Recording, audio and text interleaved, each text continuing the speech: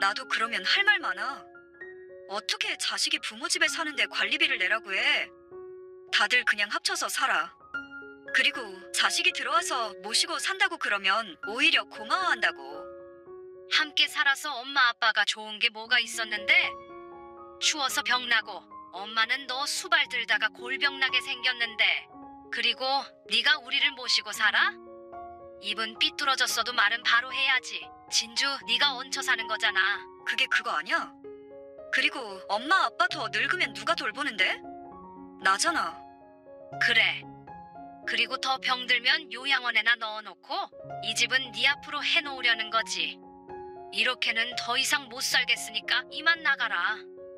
그리고 엄마 아빠 죽어도 너는 한 푼도 받을 생각 마라. 뭐? 고작 보일러 때문에 이러는 거야? 고작 몇만 원 때문에 보일러도 못 틀게 한 네가 할 소리는 아닌 것 같다. 오늘 이야기 속 주인공은 76세 나연자 씨입니다. 그리고 그녀의 딸에 관한 이야기이죠. 나 씨는 일찍이 자식들을 독립시켰지만 최근 들어 다시 딸과 함께 살게 되었습니다. 나 씨의 아픈 손가락이었죠. 40 넘은 나이에도 아직 미혼인 딸이 나 씨의 집에 들어와 산다기에 반대하지 못했습니다. 늘 혼자일 딸을 생각하니 안쓰럽기도 했고 나 씨 부부도 늙음하게 자식과 함께 지내면 좋지 않을까 생각했죠. 하지만 그게 잘못된 선택이었다는 것을 1년도 안 되어 느끼게 되었습니다. 나 씨는 내 딸이 이런 사람이었나 싶었습니다. 공과금 일부를 부담하게 하니 집을 냉골로 만들어버리는 딸. 창바닥에서 생활할 부모에 대한 안타까움도 한 점 없는 이기적인 딸을 겪어보니 그동안 나 씨가 딸 걱정을 했던 나날들이 허무했습니다. 이런 자식이 뭐가 그리 예쁘다고 평생 끌어안고 살 생각을 했는지 후회가 되었습니다. 그리고 딸이 나 씨의 집에 들어온 이유를 우연히 알게 되자 가슴이 콱 막힌 듯 답답하고 괴로웠습니다. 그래서 나 씨는 고민 끝에 딸에게 독립을 요구하게 되었습니다. 나 씨는 아들 하나 그리고 딸도 하나가 있었습니다. 나 씨 부부는 워낙 힘들게 살아왔기 때문에 자식들은 그 고생을 시키지 않기 위해서 인생을 자식들 교육에 전부 바쳤다고 봐도 과언이 아니었습니다. 그래서 다음 때에서는 좀 더 편히 살 수 있는 환경을 만들어주고 싶었죠. 그래서 나 씨 부부는 평생 허리띠를 졸라매고 자식들을 공부시켰습니다. 덕분에 아들도 딸도 우리나라에서 손꼽히는 대학에 들어갔습니다. 당시엔 주변 사람들 모두 부러워했죠. 그래서 나 씨 부부의 뜻대로 자식들은 좋은 직장에 들어가서 앞으로 별 탈만 없다면 먹고 사는데 큰 걱정은 안 하고 살 수가 있었습니다. 그렇게 자식들을 키워내는 동안에는 나 씨 부부의 노후 대비는 늘 2순위가 되었습니다. 그래서 자식들이 크고 나서야 뒤늦게 돈도 모으고 미래 대비를 조금씩 할 수가 있었습니다. 그러니 자식은 모두 잘 됐지만 나 씨 부부의 인생이 극적으로 바뀐 것은 아니었습니다. 하지만 그래도 나 씨 부부는 마냥 좋았습니다. 인생과 맞바꿔서라도 자식들이 잘 되길 바랬으니 말이죠. 다행히 그걸 자식들도 모르지 않는 것 같았습니다. 저 내년쯤엔 식 올리려고 해요. 정말? 너무 잘 됐다. 아들이 31가 되자 만나던 아가씨와 결혼을 하겠다고 했습니다. 3년 정도 교제를 했기 때문에 나 씨도 잘 알고 있었습니다. 그래서 나 씨도 남편도 아들의 결혼 소식을 무척 반겼습니다. 같은 직장에 다니고 있는 1살 어린 아가씨였는데 참 착했죠. 하지만 아들에게 그 이야기를 들은 나 씨 부부는 그때부터 고민이 커졌습니다. 자식들 결혼시키는 것은 늘 마음속에 숙제처럼 남아있는 문제였습니다.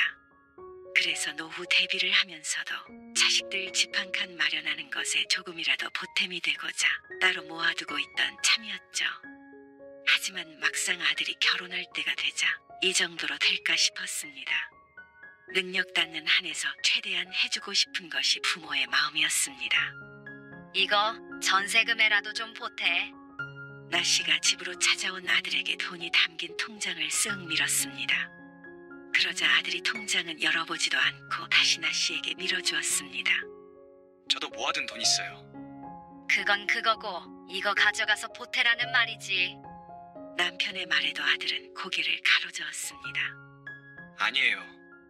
그거는 넣어두시고 나중에 어머니 아버지 필요할 때 쓰세요. 전세 얻어서 가기로 하영이랑 상의 끝냈고요. 둘이 모아둔 돈에다가 전세자금 대출도 받을 거예요. 지금 가진 걸로도 충분해요. 대출 받을 거면 이거 가져가서 부담 줄이면 좋잖아. 아니요. 저희가 능력이 없는 것도 아니고 하영이도 저도 돈 잘 벌어요. 그러면서 아들은 그동안 해준 것만으로도 충분하다고 했습니다. 그런 말을 들으니 어쩐지 눈물이 앞을 가렸습니다. 결국에 아들은 나씨 부부가 보태주는 돈은 받지 않겠다고 했습니다. 그렇다고 처음 자식을 결혼시키는데 아무것도 안 해줄 수는 없었습니다. 예물도 알아서 하겠다는 아들을 설득해서 며느리에게 해주는 것만큼은 빠짐없이 해주었습니다. 아들이 부모의 노후를 걱정하기는 하지만 나씨 부부는 자식들 결혼을 못 시킬 정도는 아니었습니다. 노후는 어느 정도 해놓은 상태였습니다. 대출 없는 아파트도 있고 연금도 받고 모아둔 예금도 있었습니다. 큰 일만 없다면 자식에게 손 벌리지 않고 살 수 있었죠.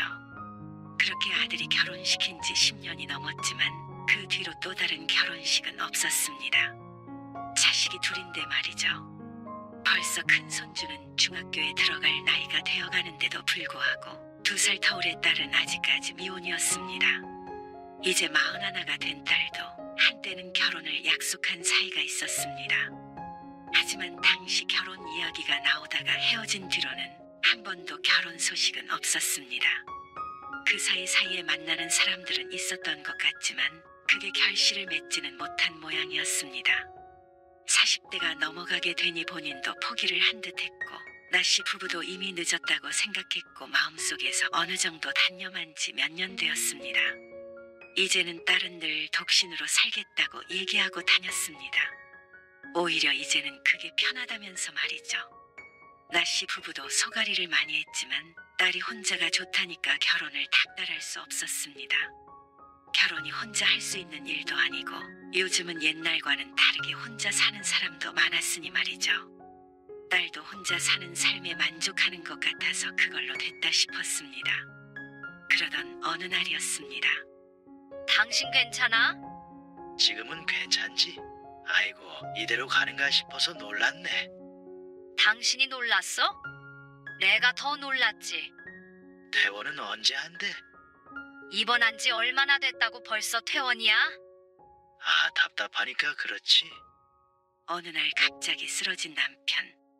나씨가 빨리 발견해서 큰일은 없었지만 수명이 10년은 줄어든 기분이었습니다. 천만다행이네요. 아들도 놀라서 달려왔습니다. 아들의 말처럼 천만다행이었습니다.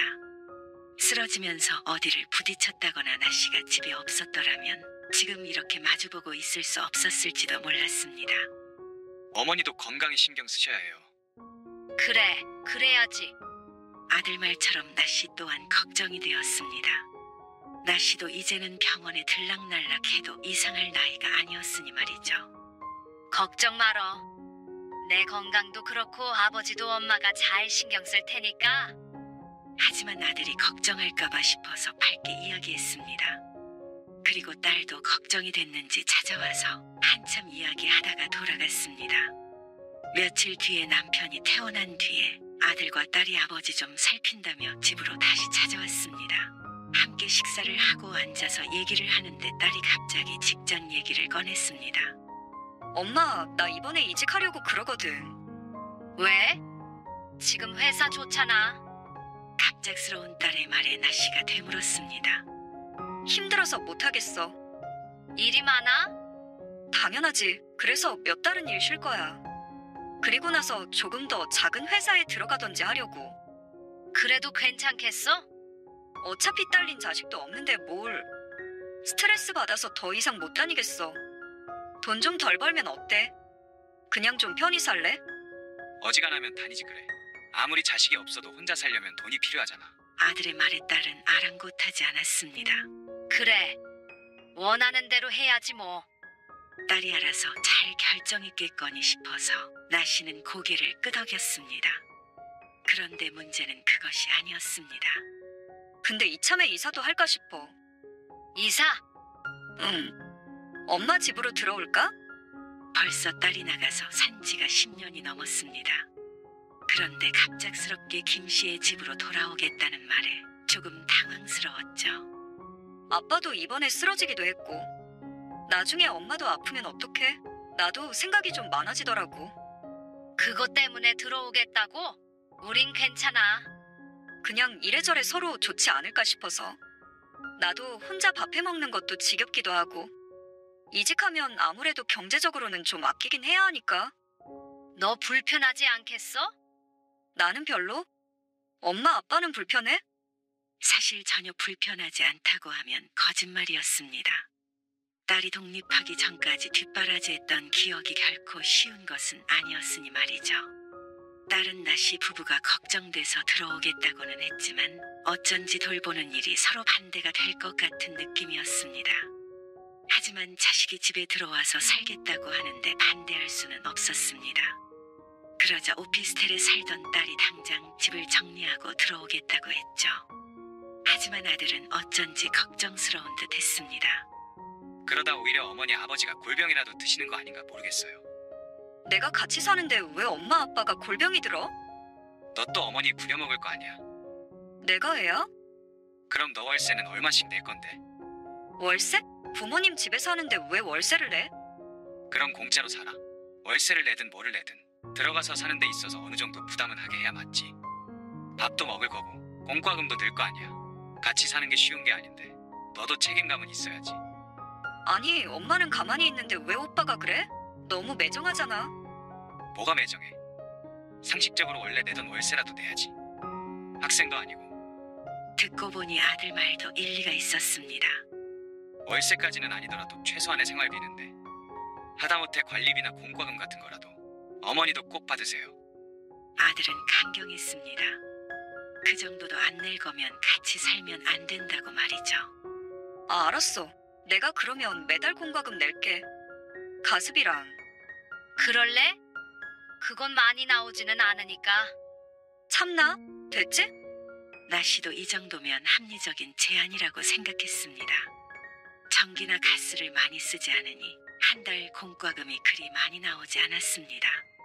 딸이 나가서 살며 내야 하는 비용보단 훨씬 적을 것이었습니다.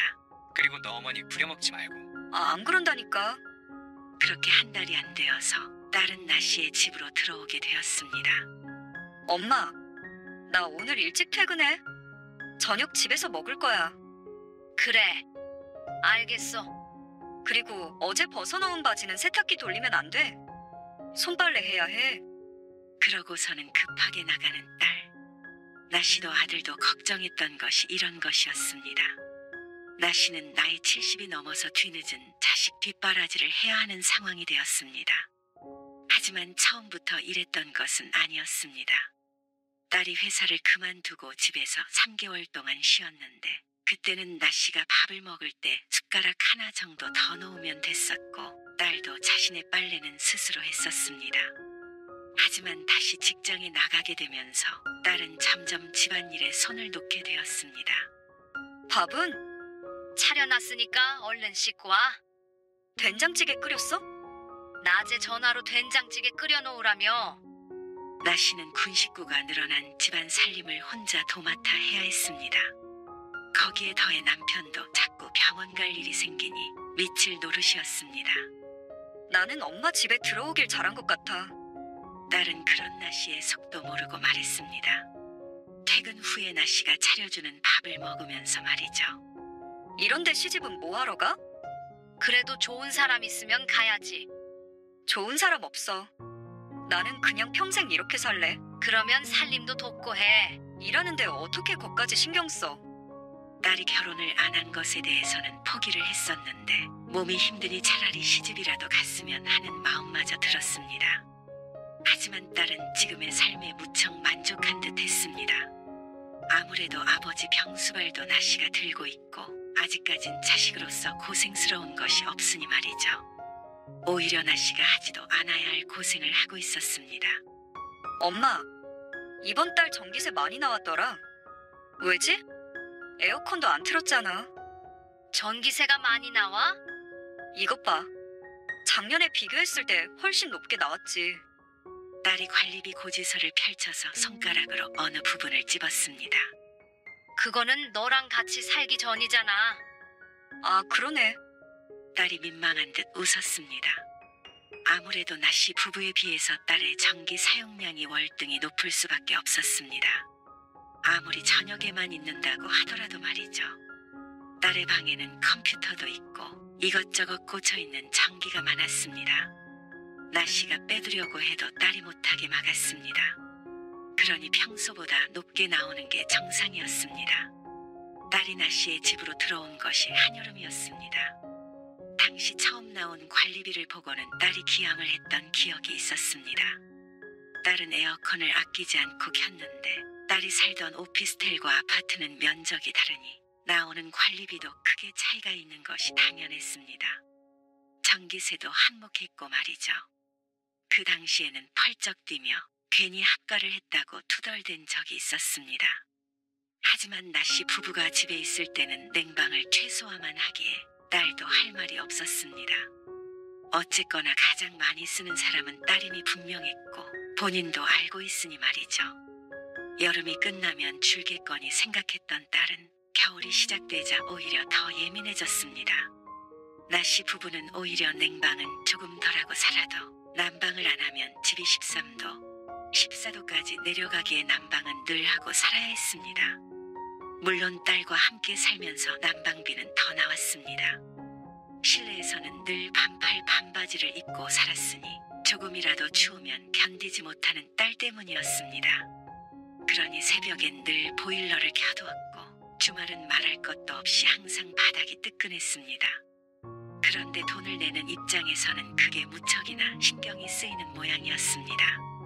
가스비도 어떻게 이렇게 많이 나와? 그러니까 밤에 실내 온도가 높다니까. 당장 실내 온도가 24도, 25도였습니다. 딸이 함께 있어서였습니다. 낮에는? 낮에도 계속 켜두는 거 아니야? 그런데 딸은 그 원인을 나씨 부부에게서 찾으려 했습니다. 낮에도 가끔 틀긴 하지 당연히. 요즘엔 너무 추워서 계속 꺼둘 수는 없었습니다. 하지만 딸이 그것 보라며 나씨 탓을 했습니다. 밤에는 자야 되니까 할 수 없이 켜지만 낮에는 좀 덜 켜면 좋잖아. 해 떨어지면 그때 틀어. 요즘엔 낮에도 온도가 많이 내려가. 해 떨어지고 나서 켜면 너무 추워서 안 돼. 두꺼운 옷 입고 있으면 되지. 그러는 딸은 지금도 반팔 티셔츠를 입고 있었습니다. 이거 이렇게 내다가는 공과금 내느라 월급 다 쓰겠어. 딸의 투덜거리는 말에 나씨도 한숨이 나왔습니다. 애초에 나씨 부부만 살 때는 아무리 겨울이라도 많이 나오지도 않았습니다. 하지만 딸은 자신이 혼자 살 때와 비교하고 나선 모두가 나씨 부부의 탓이라고 했죠. 작은 방은 밸브 잠근 거 맞지? 맞아. 잠갔어. 그래도 이거 이래서 어떡해. 가스 사용량 좀 줄여야지. 요즘 내 월급 알잖아. 딸은 그러면서 죽는 소리를 했습니다. 그래도 지금까지 딸린 식구 없이 혼자 벌어서 혼자 살았으면 돈이 없지는 않을 텐데 말이죠. 나씨는 가스비 때문에 딸과 신랑이 하기 싫어 알았다고 하고 말았습니다. 낮에는 거실에만 좀 켜둘 생각이었습니다. 그러니까 당신도 낮잠 자려면 안방에서 자지 말고 거실 전기장판에서 자. 참, 차라리 그냥 우리가 낸다고 그래. 그 생각을 안 해본 것도 아니었습니다. 하지만 그렇게 하다가는 돈은 돈대로 나가고 힘은 힘대로 들 것 같았습니다. 딸도 같이 산 이상 아들의 말처럼 생활비 정도는 내야 한다고 생각했습니다. 그리고 나씨는 그 돈 아껴서 노후 생활 자금으로 저축하는 게 낫다고 여겼죠. 그래야 정말로 나씨 부부가 더 늙어서 자식에게 손을 안 벌릴 수 있을 것 같았습니다. 그리고 아끼자는데 어쩌겠나 싶기도 했죠. 하지만 딸은 그 다음 달엔 더욱 더 나씨 부부를 못 살게 굴었습니다. 보일러 끄고 나갈게. 지금 끄면 이따 낮에도 춥다니까 그러네. 1시간 있다가 엄마가 끌게. 지금 해 떴잖아. 끄고 갈게. 뭐라도 하나 더 걸치고 있어. 딸은 출근하면서 보일러를 제 손으로 끄고 나갔습니다. 처음에는 알아서 하겠다고 했지만 한파가 오자 벌써부터 가스비가 걱정이 되는 모양이었습니다. 진주 나갔지?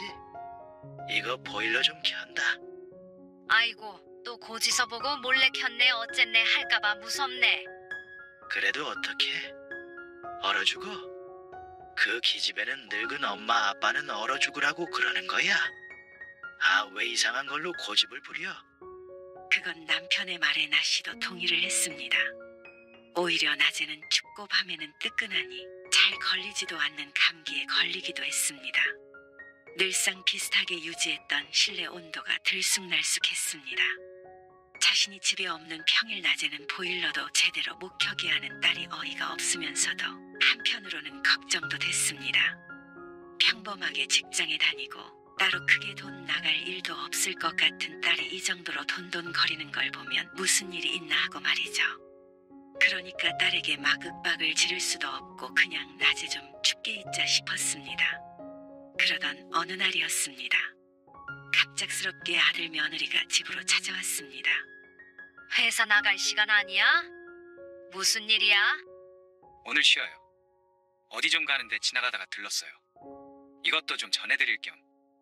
그러면서 웬 종이 가방을 건네길래 받아보니 보약 같은 게 들어있었습니다. 아버지 드리세요. 이게 웬 거야? 애엄마가 아버지 걱정된다고 그래서요. 아이고, 고맙다. 근데 집이 왜 이렇게 추워요? 보일러 고장 났어요? 아니, 고장난 게 아니라 보일러를 꺼놔서 그래. 왜요? 지금 밖에 영하 7도예요. 그래도 아내는 괜찮아. 위아래 집에서 보일러 트니까 우리 집은 별로 안 추워. 안 춥긴요. 시베리아 같은데. 그러면서 아들이 보일러 전원을 켰습니다. 혹시 가스비 같은 거 아끼느라 그러시는 거면 제발 그러지 마세요. 그러다가 병원비가 더 나와요. 그 말에 나씨도 뜨끔했습니다. 실제로 감기에 걸려서 보름 동안 고생했는데 그동안에 병원을 3번이나 갔으니 말이죠. 아이고, 알았어. 따뜻하게 살게. 걱정 마. 어차피 가스비도 진주가 낼 거 아니에요. 그러니까 걱정 말고 팍팍 틀고 사세요. 아들이 농담조로 이야기했지만 나씨는 속으로 한숨을 쉬었습니다. 바로 그 딸내미 때문에 이렇게 냉골에서 지내는 것이니 말이죠. 그렇게 아들이 돌아가고 나서 나씨는 보일러를 꺼두지 않았습니다. 그러니 딸이 퇴근해서 펄쩍 뛰며 말했습니다. 이것 봐. 또 켜놨잖아. 내가 좀 아끼자고 했잖아. 아까 네 오빠와 나갔어. 집이 너무 춥다고 켜두고 가더라. 아들 얘기가 나오자 딸이 뜨끔하는 표정으로 핀잔을 멈췄습니다. 딸도 이 날씨에 보일러를 가지고 뭐라고 한 것이 마음에 걸렸는지 어쨌는지 그날은 그걸로 잔소리가 끝이었습니다. 웬일인가 싶었습니다. 그런데 얼마 뒤에 이유를 알게 되었습니다. 엄마, 나 집에 휴대폰 두고 나왔거든. 돌아갈 시간이 없어서 그냥 출근했어. 거기 사진첩에 내가 뭐 캡처해둔 게 있는데 그것 좀 내 카톡으로 보내줘. 뭐? 엄마는 어떻게 하는지 모르는데. 내가 알려줄게. 일단 내 휴대폰 좀 켜봐. 회사 전화라며 모르는 번호로 나씨에게 전화가 걸려왔습니다. 딸의 말을 들으니 딸방 이불 속에 휴대폰이 놓여져 있었습니다. 나씨는 10분 넘게 딸과 전화로 씨름한 끝에 딸이 부탁한 일을 해줄 수가 있었습니다. 그럼 끊을게. 딸은 일이 급하다며 전화를 끊었습니다.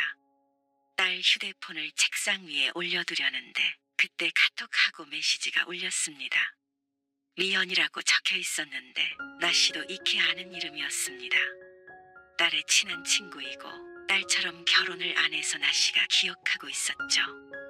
아이고, 이게 뭐야? 화면을 끄려다가 실수로 메시지를 눌렀습니다. 혹시나 딸이 기분 나빠 할까봐 싶어서 얼른 두고 가려는데 엄마라는 글자를 보고 멈췄습니다.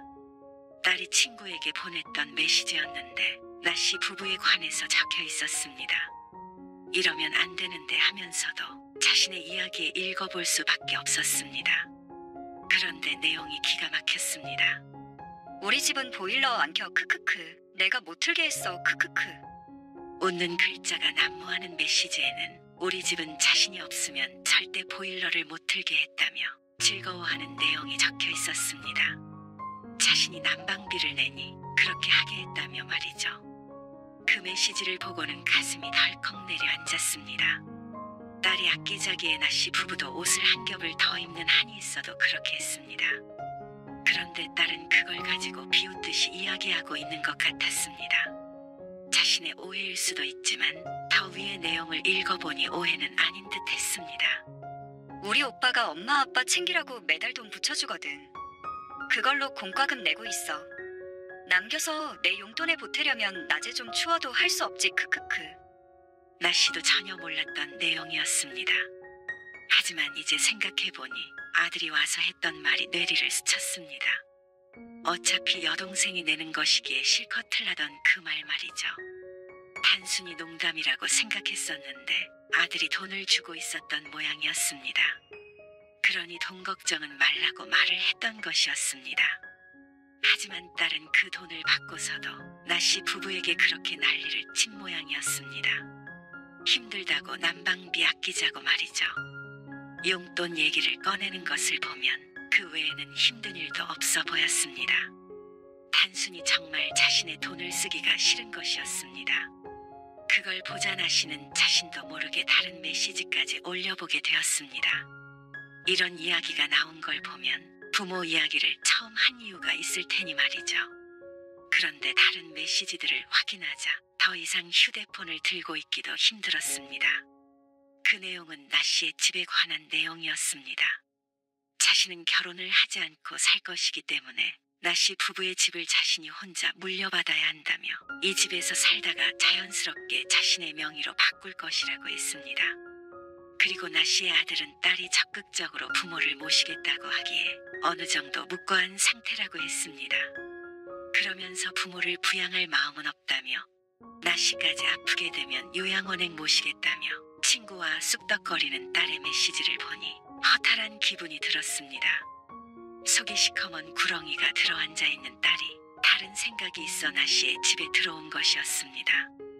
그러면서 온갖 수발까지 들게 하고 이런 이기적이고 독한 자식이 있나 싶었습니다. 나씨는 휴대폰을 놓쳤습니다. 평범하게 잘 지내고 있다고 생각하던 딸이 내 자식이 아닌 것만 같았습니다. 애초에 순수하게 나씨 부부가 걱정돼서 온 것이 아님은 알고 있었습니다.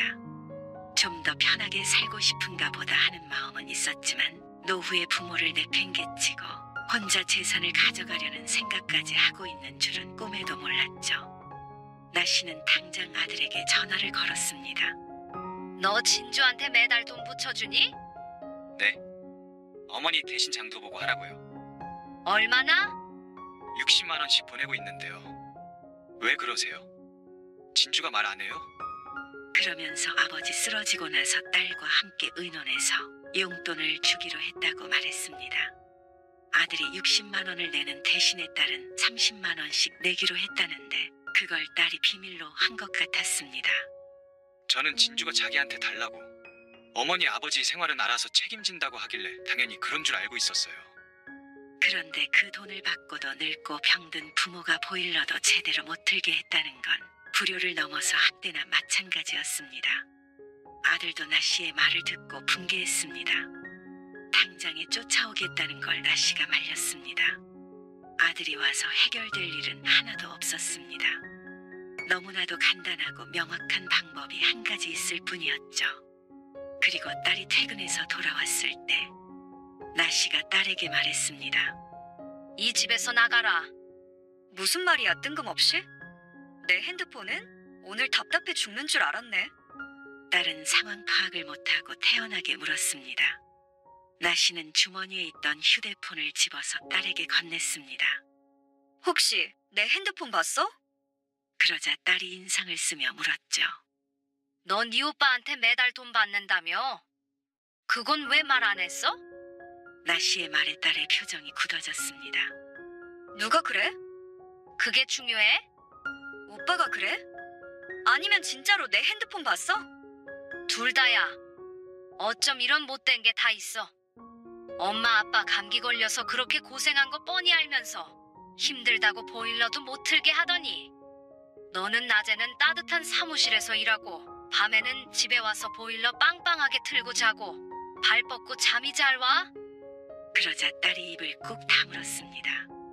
엄마 아빠 추위에 떠는 게 너한테는 그렇게 우스운 일이었나 보다. 아주 키득키득 웃으면서 얘기하고 있던데.